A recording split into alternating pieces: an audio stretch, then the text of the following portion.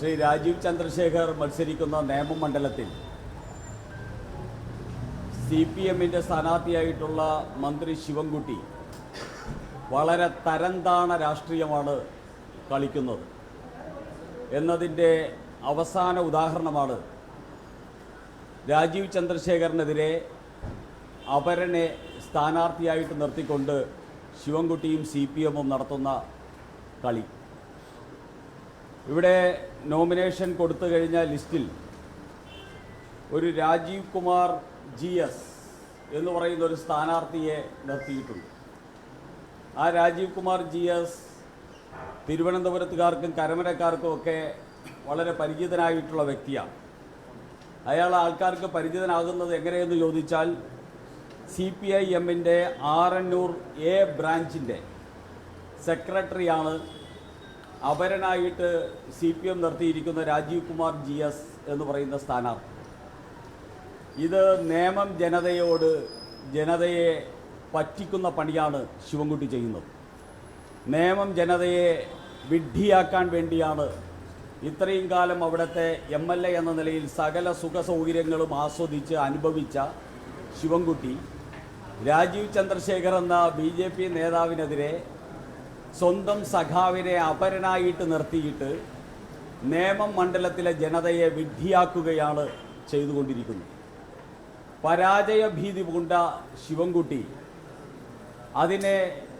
അതിൽ നിന്ന് രക്ഷപ്പെടാനായിട്ടുള്ള എല്ലാ പരാക്രമവും കാണിച്ചുകൊണ്ടിരിക്കുകയാണ്. മുമ്പ് അസംബ്ലിയിൽ കാണിച്ച പരാക്രമങ്ങളെപ്പോലും ലജ്ജിപ്പിക്കുന്ന പരാക്രമമാണ് ശിവൻകുട്ടി ജനാധിപത്യത്തെ അവഹേളിച്ചുകൊണ്ട് നേമം നിയോജക മണ്ഡലത്തിൽ കാണിച്ചിരിക്കുന്നു. ഞാൻ ശ്രീ ശിവൻകുട്ടിയെയും അതോടൊപ്പം തന്നെ CPMനോടും ആവശ്യപ്പെടുന്നത് അവർ വ്യക്തമാക്കണം, ശിവൻകുട്ടിയും CPMും വ്യക്തമാക്കണം. ഇത് ജനാധിപത്യത്തെ അവഹേളിക്കാനായിട്ട് നിങ്ങൾ BJPയുടെ സ്ഥാനാർത്ഥിയായിട്ടുള്ള രാജീവ് ചന്ദ്രശേഖറിൻ്റെ പേരിലുള്ള അപര സ്ഥാനാർത്ഥിയെ നിർത്തിയിരിക്കുകയാണോ, അതോ CPMന്റെ ബ്രാഞ്ച് സെക്രട്ടറിയും ലോക്കൽ കമ്മിറ്റി മെമ്പറുമായിട്ടുള്ള രാജീവ് വിമത സ്ഥാനാർത്ഥിയായിട്ട് ശിവൻകുട്ടിക്കെതിരെ CPM വിമത സ്ഥാനാർത്ഥിയായിട്ടാണോ മത്സരിക്കുന്നത് എന്നുള്ള കാര്യം ശിവൻകുട്ടി വ്യക്തമാക്കണം. ഞങ്ങൾക്ക് ഒരു കാര്യം വളരെ വ്യക്തമായിട്ട് പറയാനുണ്ട്. നേമം നിയോജക മണ്ഡലത്തിൽ 1,00,000 വോട്ടിൻ്റെ ഭൂരിപക്ഷത്തിൽ ജയിക്കാൻ പറ്റുന്ന പ്രവർത്തനം ഇതിനോടകം NDAക്ക് നടത്താൻ സാധിച്ചിട്ടുണ്ട്. രാജീവ് ചന്ദ്രശേഖറിന് CPMകാരുടെ കുടുംബങ്ങളിൽ നിന്നും കോൺഗ്രസ്സുകാരുടെ കുടുംബങ്ങളിൽ നിന്നും അവിടുത്തെ യുവാക്കൾ ആബാലവൃദ്ധം ജനങ്ങളുടെ പിന്തുണ ഇതിനോടകം ലഭിച്ചു കഴിഞ്ഞിരിക്കുന്നു. അദ്ദേഹത്തെ തോൽപ്പിക്കാൻ ഇത്തരത്തിലുള്ള തരംതാണ പണി ചെയ്തതുകൊണ്ട് കാര്യമില്ല എന്ന് CPMനെ ഓർമ്മിപ്പിക്കാൻ ഞങ്ങൾ ആഗ്രഹിക്കുകയാണ്. നിങ്ങൾ മുമ്പ് ഇത്തരത്തിലുള്ള പണികൾ നടത്തിയിട്ടുണ്ട്. മഞ്ചേശ്വരത്ത് ശ്രീ K സുരേന്ദ്രനെ തോൽപ്പിക്കാനായിട്ട് അപരന്മാരെ നിർത്തിക്കളിച്ച നാടകം പ്രബുദ്ധരായിട്ടുള്ള തിരുവനന്തപുരത്തെ നേമം നിവാസികളോട് കാണിക്കരുത്. അത് ആ നാടിനെ അപമാനിക്കുന്നതിനും അവഹേളിക്കുന്നതിനും തുല്യമാണ് എന്ന് ശിവൻകുട്ടിയെ ഓർമ്മിപ്പിക്കുവാൻ ഈ അവസരം വിനിയോഗിക്കുകയാണ്. അതുകൊണ്ട് ജനാധിപത്യത്തെ അധിക്ഷേപിക്കുന്ന, നേമം ജനതയെ അവഹേളിക്കുന്ന, അപമാനിക്കുന്ന ശിവൻകുട്ടിക്കെതിരെ എല്ലാവരും പ്രതികരിക്കണമെന്നാവശ്യപ്പെടുന്നതോടൊപ്പം തന്നെ ഈ രാജീവ് എന്ന് പറയുന്നത് അപരനാണോ അതോ വിമതനാണോ എന്ന് മാർക്സിസ്റ്റ് പാർട്ടിയും ശിവൻകുട്ടിയും വ്യക്തമാക്കണം എന്നുകൂടി BJP NDA ആവശ്യപ്പെടുകയാണ്. ഇതാണ് സഖാവ് രാജീവിൻ്റെ പടം. ഇതാണ് BJPയുടെ രാജീവ് ചന്ദ്രശേഖറിനെതിരെ വിമത സ്ഥാനാർത്ഥിയായിട്ട് CPMന്റെ സ്ഥാനാർത്ഥിയായിട്ടുള്ള ശിവൻകുട്ടി നിർത്തിയിരിക്കുന്ന അപര സ്ഥാനാർത്ഥിയുടെ ഫോട്ടോ ഇതാണ്. ഇദ്ദേഹം തിരുവനന്തപുരത്തെ ഒരു അറിയപ്പെടുന്ന സഖാവാണ്, CPMന്റെ ബ്രാഞ്ച് സെക്രട്ടറിയാണ്, അതോടൊപ്പം തന്നെ CPMന്റെ ലോക്കൽ കമ്മിറ്റി മെമ്പറാണ്. ഇതിലപ്പുറം തരം താഴണോ ഇവിടുത്തെ മന്ത്രി ശിവൻകുട്ടി? നേമം മണ്ഡലത്തെ ഇതിലപ്പുറം നിങ്ങൾ അവഹേളിക്കണോ എന്നാണ് ഞങ്ങൾക്ക് ചോദിക്കാനുള്ളത്.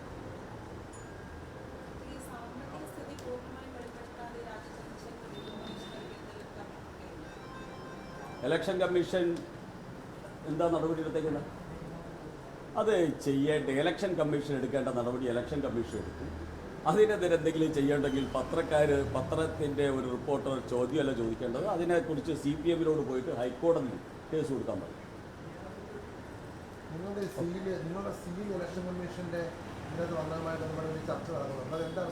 അത് ഇലക്ഷൻ കമ്മീഷൻ വിശദീകരിച്ചല്ലേ. അതിപ്പോൾ ഞങ്ങൾ എന്ത് ചെയ്യണം? ഞങ്ങളുടെ സീൽ ഞങ്ങളുടെ ഒരു കത്തിൽ അടിച്ചു കഴിഞ്ഞാൽ അത് ഇലക്ഷൻ കമ്മീഷൻ്റെ കത്തിൽ എങ്ങനെ വന്നു എന്ന് ഇലക്ഷൻ കമ്മീഷനല്ലേ വിശദീകരിക്കേണ്ടത്? BJP ആണ്. ഞാനിവിടെ വന്നിരിക്കുന്നത് ഇലക്ഷൻ കമ്മീഷൻ്റെ വക്താവായിട്ടല്ലല്ലോ, ഞാൻ BJP-യുടെ വക്താവായിട്ടല്ലേ നിൽക്കുന്നത്. അതെ, അങ്ങനെയുള്ള വിഡ്ഢികൾ ഒത്തിരി ഉണ്ടല്ലോ. ആ വിഡ്ഢികളുടെ മുഴുവൻ ആരോപണത്തിന് ഉത്തരം പറയാൻ വേണ്ടി നമ്മൾ സമയം കളഞ്ഞാൽ നമുക്കിത് പോസിറ്റീവായിട്ട് വികസിത കേരളവും അതോടൊപ്പം തന്നെ പോസിറ്റീവായിട്ടുള്ള രാഷ്ട്രീയത്തെക്കുറിച്ച് പറയാൻ സമയം കിട്ടില്ല. നാഷണൽ ലെവലിൽ വരെ ചർച്ചയായിരുന്നു. ഹോമത്തിനെ പോലെയുള്ള സുപ്രിയസിനെ പോലെയുള്ള നാഷണൽ ലീഡേഴ്സ് വരെ അത് ചർച്ചയാക്കുമ്പോഴാണ് ഇത് പ്രശ്നം വരുന്നത്.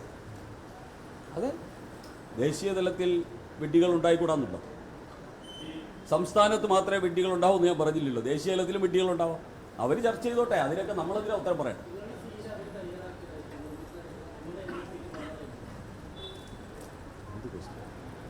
ഒരിടത്ത് സീലടിക്കാൻ സീല് കാണാതാവും.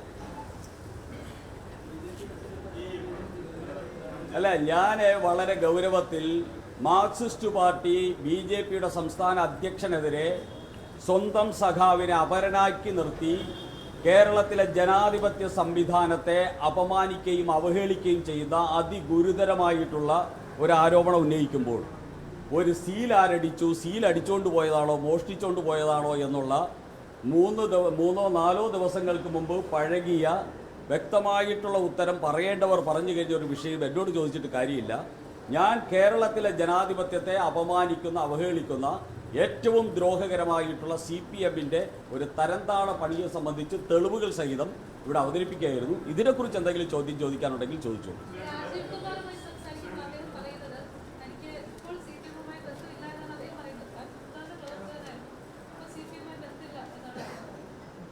അല്ല, CPM-ആയിട്ട് ബന്ധമില്ല എന്ന് പറഞ്ഞാൽ അയാൾ ഇപ്പോഴത്തെ ബ്രാഞ്ച് സെക്രട്ടറിയാണ്. ഇതൊക്കെ ഗതികേടാണെന്നേ CPM-ന്റെ ബ്രാഞ്ച് സെക്രട്ടറിയെ CPM-ആയിട്ട് ബന്ധമില്ല എന്ന് പറഞ്ഞ് അവരെ സ്ഥാനാർത്ഥിയായിട്ട് ജനാധിപത്യത്തെയും അതോടൊപ്പം തന്നെ CPM-ന്റെ അണികളെ പോലും വഞ്ചിക്കുന്ന ഈ നാണംകെട്ട പടി എന്തിനാ ഈ CPM ഇതുപോലെ മൂന്നാം കിട പടി ചെയ്യുന്ന എന്തിനാ? ഈ ശിവൻകുട്ടി ഇത്രയും തരം താഴ എന്തിനാ?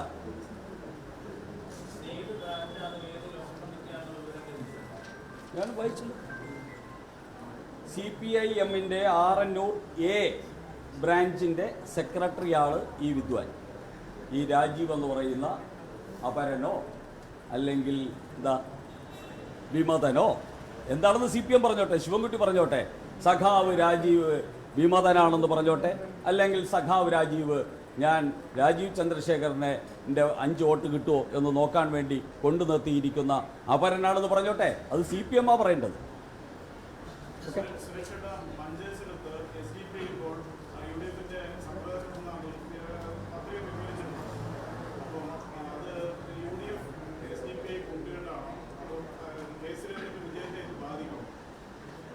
അല്ല, കേരളത്തിൽ CPM-ഉം കോൺഗ്രസും SDPI-യും ജമായത്ത് ഇസ്ലാമിയും ഒക്കെ ചേർന്നിട്ട് രാജ്യത്തിനെതിരെ BJP-ക്കെതിരെ വികസനത്തിനെതിരായിട്ടുള്ള ഒരു കൂട്ടുകെട്ടുണ്ട്. ആ കൂട്ടുകെട്ട് ഇന്നലകളിലുണ്ടായിട്ടുണ്ട്. ഇന്ന് തെരഞ്ഞെടുപ്പ് അടുത്തു വരുന്തോറും കൂടുതൽ ശക്തമായിക്കൊണ്ടിരിക്കുന്നു. എന്തായാലും ശരി, കേരളത്തിലെ ജനത ഇന്ന് കുറച്ചുകൂടി പക്വതയും അതോടൊപ്പം തന്നെ രാഷ്ട്രീയ അവബോധവുമുള്ള ജനതയായിട്ട് മാറിക്കഴിഞ്ഞിരിക്കുന്നു.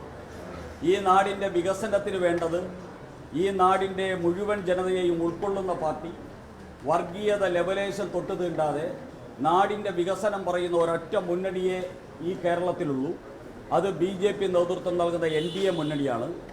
അതുകൊണ്ട് തന്നെ മതത്തിനും ജാതിക്കുമൊക്കെ അതീതമായി BJP-ക്കും NDA-ക്കും അനുകൂലമായിട്ട് ചിന്തിക്കുന്ന പ്രബുദ്ധരായിട്ടുള്ളൊരു പുതിയ കേരളത്തിൻ്റെ വോട്ടെടുപ്പാണ് വരാൻ പോകുന്നത്. ഞങ്ങൾക്ക് അതിൽ അല്പം പോലും ഉത്കണ്ഠയില്ല.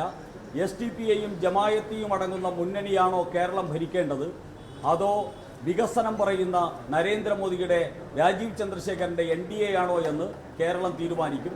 അതിൽ ഞങ്ങൾക്ക് തികച്ചും ആത്മവിശ്വാസമുണ്ട്.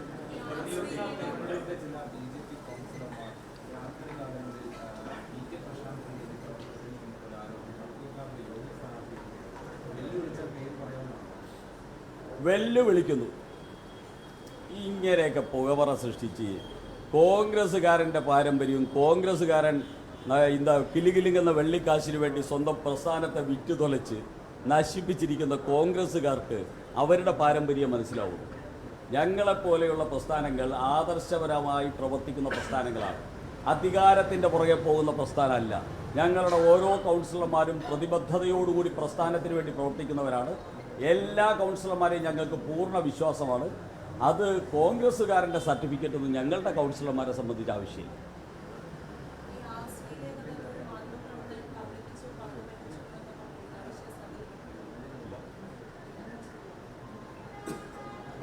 Okay, thank you.